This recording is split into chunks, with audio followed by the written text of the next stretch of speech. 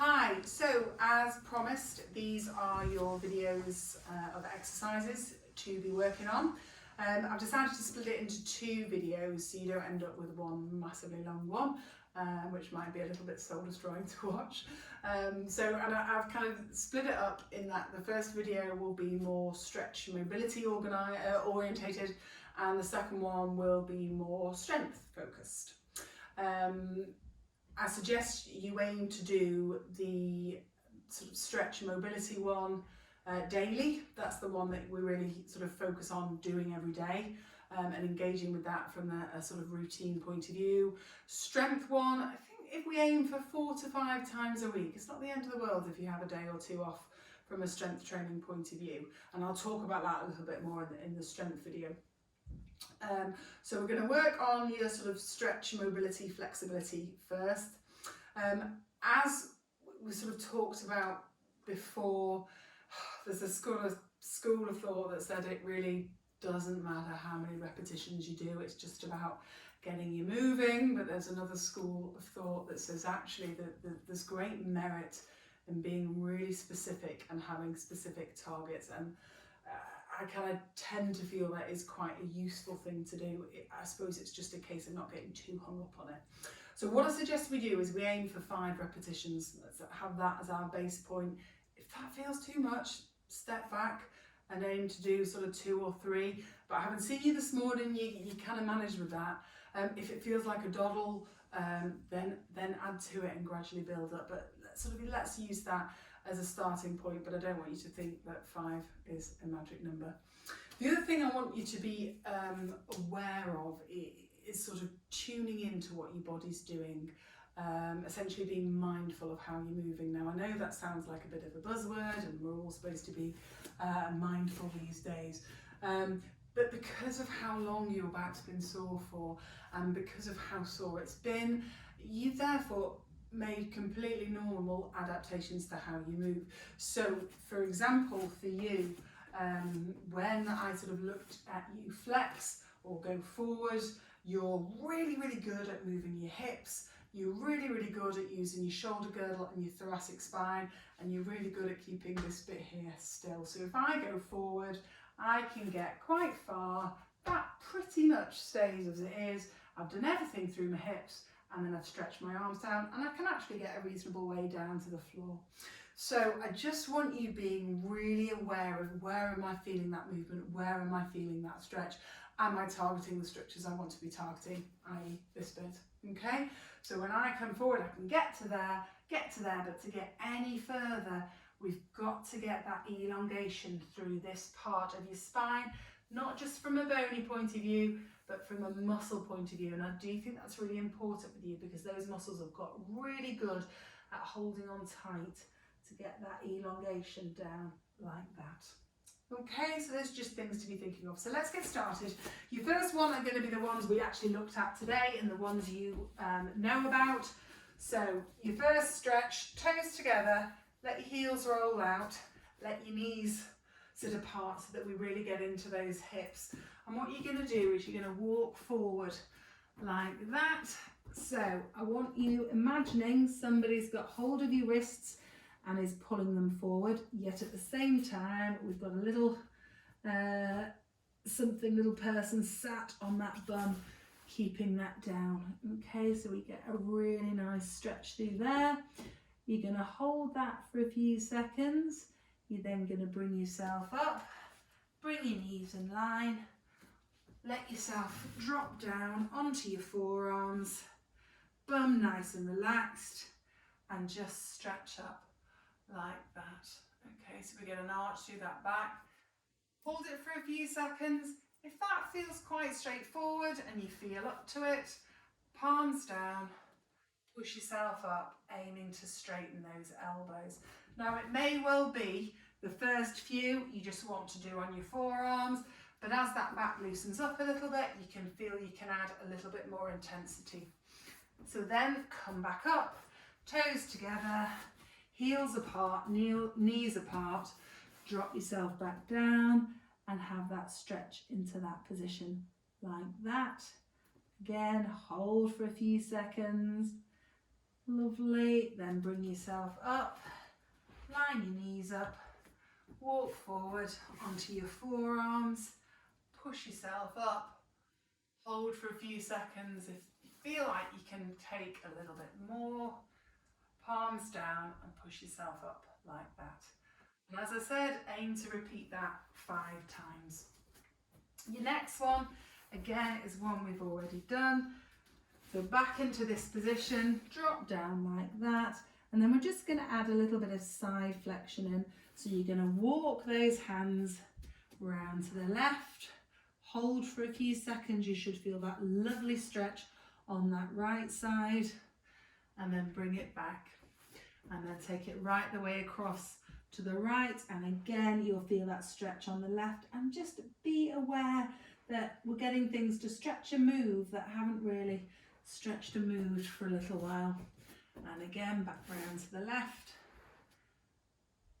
and hold for a few seconds.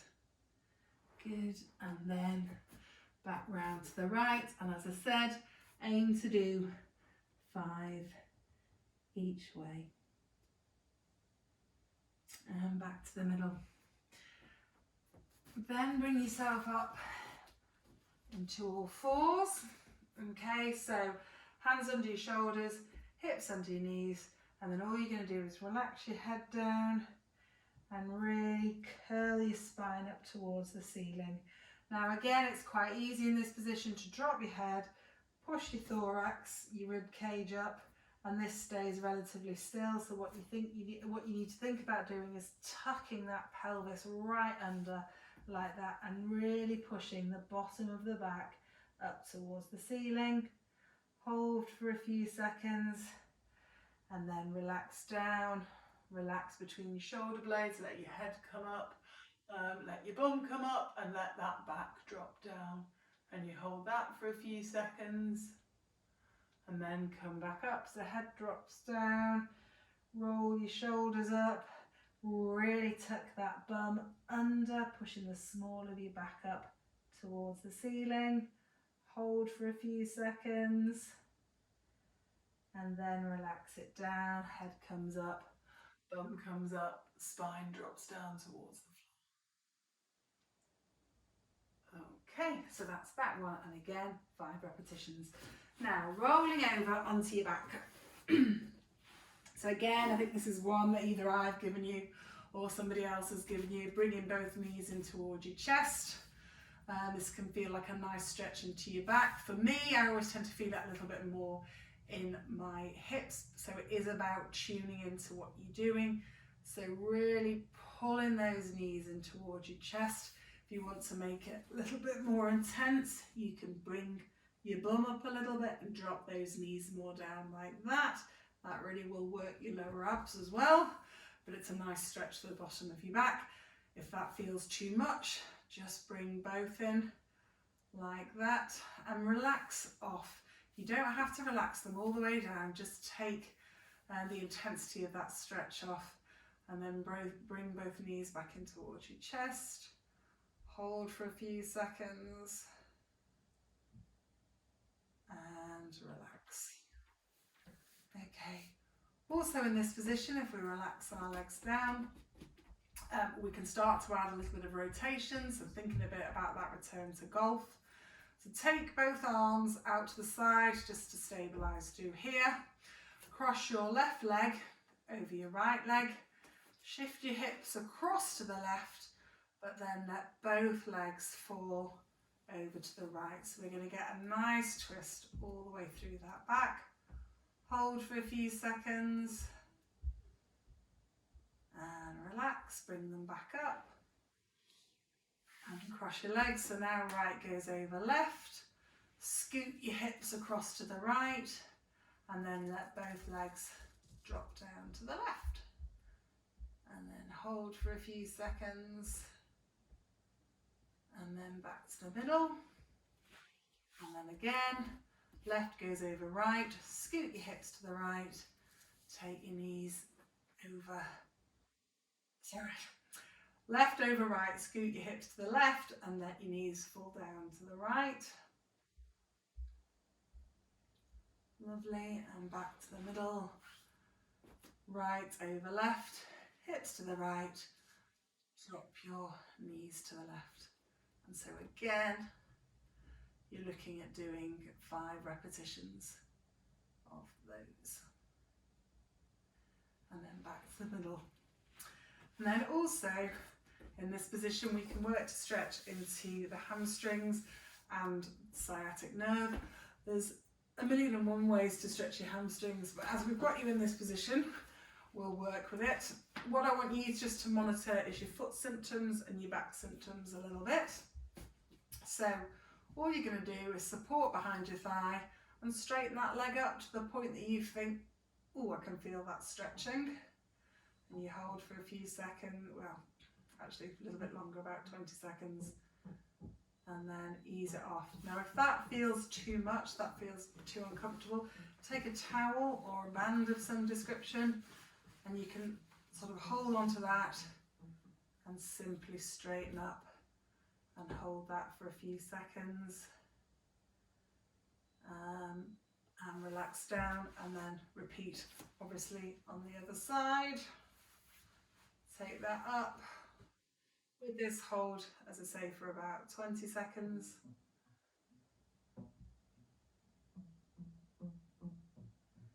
And then relax down. Okay, so that's into your hamstring and your sciatic nerve. And as I said, just monitor your foot symptoms a little bit in that position. Right. Coming up, we're now going to stretch into your hip flexors. So these ones here at the front. So there's a couple of ways you can do that. So if we go into this walking lunge position, so imagine your legs are on double yellow lines, kind of like that, and not crossed over like that. And very simply, just lean that body weight forward, feeling a stretch into that front of that hip there. Just be a little bit mindful about what goes on, because these are really tight at the front. As you lean forward, people can end up going into lots of extension in the lumbar spine, which just might make you a bit uncomfortable. So it's really thinking as you come forward, it's almost imagining somebody's shot an arrow into your bum and you're coming off that arrow. So you're really targeting that stretch there, as opposed to hyperextending or overextending a little bit at that back.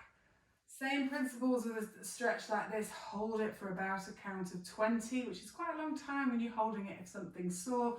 So it may well be you just ease into it a little bit and build up for that 20 seconds. Same on the other side. Those double yellow lines. Lead forward like that. Now if that doesn't feel intense enough, doesn't feel targeted enough, suggest using a chair. Very similar principle. You're going to put that foot up there and then you're just going to lean forward like that, and that will just give you a little bit more of a stretch further down that thigh. But again, it's being mindful that you don't do that, and that it's really focusing on taking that pelvis bum forward to get that stretch through there. Okay, and obviously you do that on the other side. On the other side, 20 seconds hold-ish, repeating 5 times. And then finally, thinking about getting back to golf, just working on a bit of rotation. You need a light stick, such as a broom, and you're going to drop into a slight squat. This is going to go over the top of your shoulders, like that, and then feet facing forward, knees facing forward. You're going to rotate to the left, and then round to the right. So you could actually do this with a golf club.